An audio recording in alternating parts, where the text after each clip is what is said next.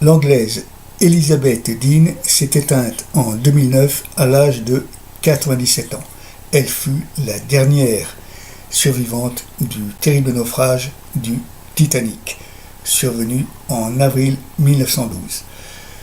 Elizabeth Dean avait pu embarquer en compagnie de sa mère dans le 12e canot. Elle était alors âgée de 9 mois, passagère de 3e classe, mais hélas, son père et son frère, eux, ne survécurent pas au terrible naufrage. Le dernier rescapé homme à s'éteindre fut Michel Navratil Jr., décédé en 2001 à l'âge de 92 ans. Ce qui caractérise Michel Navratil Jr., c'est que non seulement il fut le dernier rescapé à disparaître, à perdre la vie, mais il fut aussi le dernier rescapé à prendre place à bord du dernier canot de sauvetage qui quitta le navire. En fait, Michel Navratil Jr., alors âgé de 4 ans, put prendre place dans le dernier canot en compagnie de son frère Edmond, alors âgé de 2 ans. C'est leur père, Michel Navratil, ainsi qu'un inconnu dont on ne peut jamais déterminer l'identité, qui tendirent les 2 enfants aux femmes qui se trouvaient donc à bord du dernier canot, et ces femmes donc purent les recueillir et les mettre en sécurité. À l'époque donc le fameux adage de la marine marchande qui disait que les femmes et les enfants d'abord, eh bien cette maxime-là fut quasiment respectée à la lettre, à quelques exceptions près. Par quel hasard les 2 enfants et leur père, Michel Navratil, se trouvaient-ils à bord du Titanic? Eh bien, leur père, Michel Navratil, donc, Michel Navratil senior, pourrait-on dire, était en instance de divorce.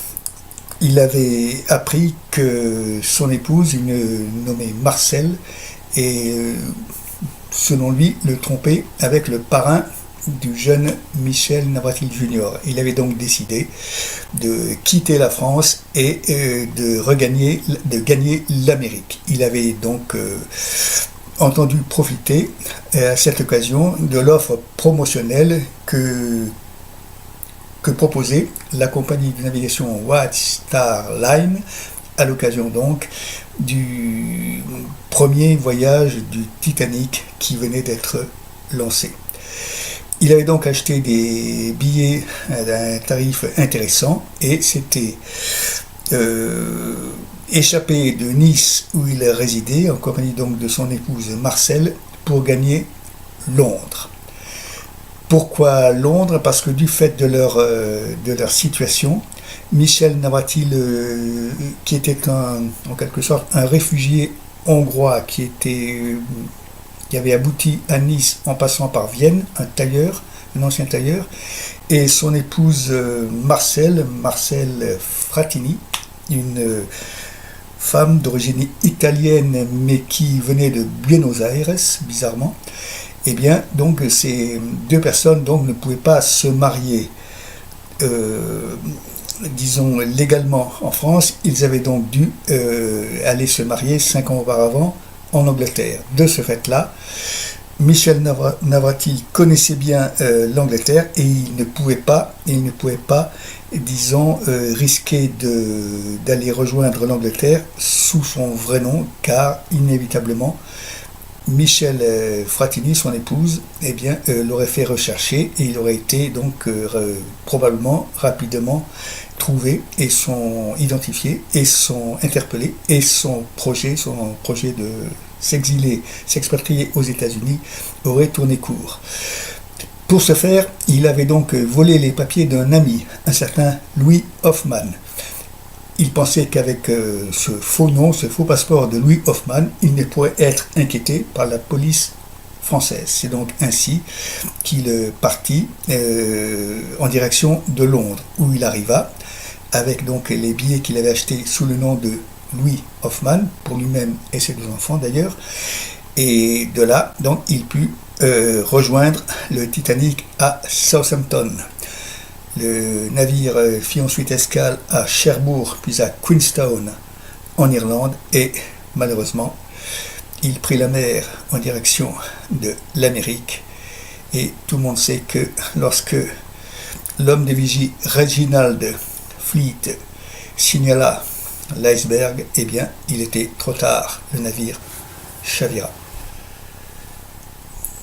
Quasiment 5 heures après avoir pris place à bord du dernier canot de sauvetage, Michel Navratil Jr. et son frère Edmond furent sauvés, furent recueillis par le premier paquebot arrivé sur les lieux, le Carpathia, le second étant le Californian et le troisième le Mount Temple. À leur arrivée à New York, les 2 enfants donc furent pris en charge par une dame nommée Ace. Cette dame était elle aussi une rescapée du naufrage. 3 semaines plus tard, c'est une autre famille de rescapés, les Taylor, qui purent prendre en charge les 2 enfants. Les Taylor avaient une fille, Eleanor, qui était également une rescapée du naufrage. Malheureusement, le père et le frère de cette Eleanor, eux, avaient disparu au cours du naufrage. Par la suite, le frère de cette jeune Eleanor fit un tour d'Europe en ballon, curieuse coïncidence, et c'est à cette occasion-là il put retrouver donc Michel Navratil Jr. l'espace de quelques heures. Car Michel Navratil Jr. en fait était revenu en France avec son frère. C'est leur mère, donc Marcel Fratini, qui s'étant inquiété de leur disparition, et ayant vu sur la presse locale les photos de 2 enfants mais qui étaient quasiment inconnus et dont personne ne pouvait donner l'identité, ayant reconnu donc en ces 2 enfants donc ses propres fils, et donc Marcel Fratini, épouse Navratil donc, eh bien, avait pris contact avec les ambassades et les consulats et avait fait le voyage à New York. Et là, lorsqu'elle fut présentée aux 2 enfants, eh bien, les 2 enfants courent vers elle en criant « Maman ». Donc la preuve était faite que les 2 enfants étaient bien ses fils. Suite à cela, donc, Marcel Fratini, épouse Navratil, rentra en France, à Nice exactement, à bord du paquebot Océanique. Mais Marcel Fratini éprouva donc de gros soucis financiers. C'était en fait son mari qui faisait vivre la famille, et elle se trouva donc démunie du fait de l'absence de son mari. Et donc elle dut également quitter la ville pour aller exercer son métier d'artiste lyrique un peu partout en France. Et les 2 enfants furent donc pris en charge, cette fois-ci, par les grands-parents. Donc les grands-parents, Bruno et Rosa Fratini. Et ils furent donc élevés à Nice. Mais donc ils restèrent toute leur vie ensuite en France. L'un, le plus jeune, Edmond, entreprit une carrière, dans la construction, le bâtiment, pourrait-on dire, mais il mourut prématurément à l'âge de 42 ans de maladie. En revanche, Michel Navratil Jr., lui, comme on l'a vu, mourut donc à l'âge de 92 ans. Il rentra à l'école normale supérieure, section philosophie. Il enseigna donc, il fut professeur d'université, il enseigna à, l'université de Montpellier, donc section philosophie. C'est d'ailleurs à Montpellier qu'il s'est éteint. Le père Michel Navratil, bizarrement, son corps avait été retrouvé flottant dans l'eau par un autre navire 5 jours après le naufrage, et bizarrement on avait trouvé donc dans sa poche un revolver chargé. Donc son corps avait dérivé pendant 5 jours sur les eaux glacées. Michel Navratil Jr. en fait n'est retourné que 2 fois aux États-Unis. Une fois pour enseigner, mais pendant une courte durée, et une seconde fois pour aller se recueillir sur la tombe de son père en 1996. Bizarrement, son père, Michel Navratil, qu'on avait retrouvé donc flottant sur l'eau glacée, avait été enterré au cimetière israélite de Halifax, au Canada, dans l'état de Nova Scotia. Pourquoi Halifax? On ne sait pas trop. Pourquoi était-il enterré au cimetière juif?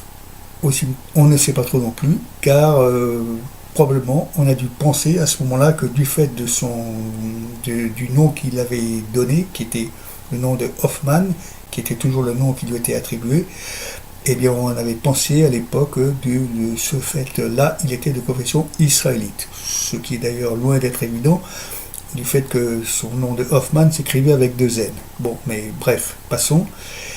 Toujours est-il donc que Michel Navratil Jr. donc ne s'est recueilli qu'une fois sur la tombe de son père. On doit aussi reconnaître que Michel Navratil Jr. a dû faire un séjour de 2 ans en Suisse, car il fut atteint de tuberculose pendant une brève période, une période de 2 ans quand même. Son frère Edmond, lui, donc, comme je l'ai dit, est mort jeune, à l'âge de 42 ans, mais il est mort de crise cardiaque, alors qu'il avait embrassé le métier d'architecte et d'entrepreneur donc dans le bâtiment. Et voilà, et tout ce qu'il faut savoir sur ces 2 malheureux rescapés. Michel Navratil Jr. a eu 3 enfants. Michel, Henri et Elisabeth. Cette dernière, qui est née en 1943, a écrit donc un ouvrage récapitulant donc la vie de son père, son oncle Edmond et son grand-père. Quant à Edmond, lui, il a eu 2 filles, Thérèse et Françoise. Un matelot dont le nom restera inconnu pour toujours, tendit sa bouée à Madame Winnie Collins et à ses 2 enfants en disant « Madame, si vous vous en tirez, priez pour moi », alors que le Titanic coulait déjà. Monsieur Guggenheim, un richissime milliardaire, fut aperçu avec une bouée de sauvetage autour de la taille. Mais peu après, le même homme fut aperçu en tenue de soirée, mais il n'avait plus sa bouée de sauvetage à la taille. Par contre, il avait un verre de champagne en main. Si un jour vous faites allusion, vous parlez de cet homme, n'oubliez pas de dire Monsieur Guggenheim. Le monsieur n'est pas de trop. Madame Ida Strauss, épouse du fondateur des grands magasins du même nom, magasin Strauss, refusa d'embarquer sur une chaloupe car elle tenait à rester à côté de son mari. Elle disparut donc avec lui. Les chauffeurs, tous les chauffeurs, ces hommes qui faisaient un métier particulièrement dur et ingrat au fond des machines, eh bien, tous les chauffeurs restèrent à leur poste jusqu'au dernier moment. D'ailleurs, en fait, quasiment tous les hommes d'équipage disparurent, à commencer par le capitaine Edward J. Smith lui-même, qui ne quitta pas le navire, il resta jusqu'au bout sur la passerelle et disparut avec le navire, honorant la fameuse phrase « Le capitaine doit rester seul à bord jusqu'au dernier moment ». Dernier à bord jusqu'au dernier moment. D'ailleurs, en fait, ce sont les hommes d'équipage qui payèrent le plus lourd tribut. Quasiment tous disparurent. Les seuls qui ne disparurent pas dans le naufrage sont ceux qui avaient reçu l'ordre express de monter à bord d'une chaloupe, car le règlement prévoyait que dans chaque chaloupe, il devait y avoir un homme d'équipage pour diriger donc l'esquif, disons, oui, le canot en question, et permettre à ce canot de s'éloigner le plus vite possible du lieu du drame. Le lieutenant Lightoller fut chargé de former une chaîne d'hommes d'équipage qui avaient pour mission d'empêcher les hommes de monter à bord des chaloupes, puisque la fameuse règle traditionnelle, les femmes et les enfants d'abord, devaient s'appliquer. En fait, il y eut quand même quelques exceptions, notamment une notable. Le propriétaire du navire, M. Bruce Ismay, réussit à embarquer dans le dernier canot. La presse ne lui pardonna pas ce qu'elle considéra comme une lâcheté. Et ceci était d'autant plus impardonnable de sa part qu'il avait une responsabilité dans le drame. En effet, il avait exigé que le navire ne ralentisse pas, alors que de nombreux autres navires, notamment le Touraine, le Baltique et le Californian, avaient informé qu'ils avaient rencontré des gros blocs de glace. Le Californian avait même envoyé un message en disant « Nous sommes arrêtés à cause des glaces ». Monsieur Bruce Ismay exigea donc que le navire ne diminue pas sa vitesse, contrairement au désir du capitaine Smith qui lui désirait être prudent. Monsieur Ismay donc ordonna au capitaine Smith de ne pas réduire la vitesse, et en disant plus vite nous irons, plus vite nous traverserons la zone de danger. En fait, Monsieur Ismay voulait que le Titanic, disons, batte le record de vitesse de la traversée, qui donnait droit au fameux ruban bleu, record de vitesse qui était détenu par le paquebot Lusitania à l'époque. Le Lusitania qui sera torpillé en 1915. Pendant toute la durée du naufrage, le Californian resta stationné à 15 miles du Titanic. 15 miles, sachant que un mile marin, un mile nautique représente 1853 mètres, et bien 15 miles, ça représente donc une distance très faible, et à aucun moment le Californian ne vint au secours, à temps du moins, du Titanic, car d'une part, les messages radio, disons, à destination, les messages de détresse à destination du Californian ne furent pas reçus correctement, car à bord d'une part, à bord du Titanic, on donnait la priorité aux messages transmis par les riches passagers qui voulaient à tout prix donner de leurs nouvelles à leurs amis. Ils ne savaient pas encore que le navire allait couler, c'était à l'instant précis où le drame commençait à se jouer. Donc d'une part, des messages importants ont monopolisé l'activité des radios du Titanic. D'autre part, quand les véritables messages de détresse sont parvenus au Californian, ils ont été mal interprétés. Comme ont été mal interprétés les signaux de détresse qui ont été envoyés, des espèces de fusées lumineuses qui ont été envoyées et avec le but d'être aperçu du Californian, mais sur le Californian, on se méprit sur le sens de ces fusées. On pensa que c'était des fusées de joie qui accompagnaient donc une fête donnée à bord du Titanic. Ainsi, pendant que se jouait le drame, le Californian resta stationné à 15 miles du malheureux Titanic qui sombrait. Le premier navire arrivé sur les lieux pour recueillir des rescapés fut le Carpathia, capitaine Arthur Rostron. Le Carpathia était parti de New York en direction de Trieste et Venise. Le deuxième navire fut le Californian, le fameux Californian, qui lui naviguait de Liverpool à Boston, capitaine Stanley Lord. Et le troisième navire, un navire canadien, le Mount Temple. Il est à noter que le Mount Temple, capitaine James Henry Moore. Il est à noter que le Carpathia sera torpillé en 1918 et le Mount Temple sera torpillé en 1916 pendant la première guerre civile européenne.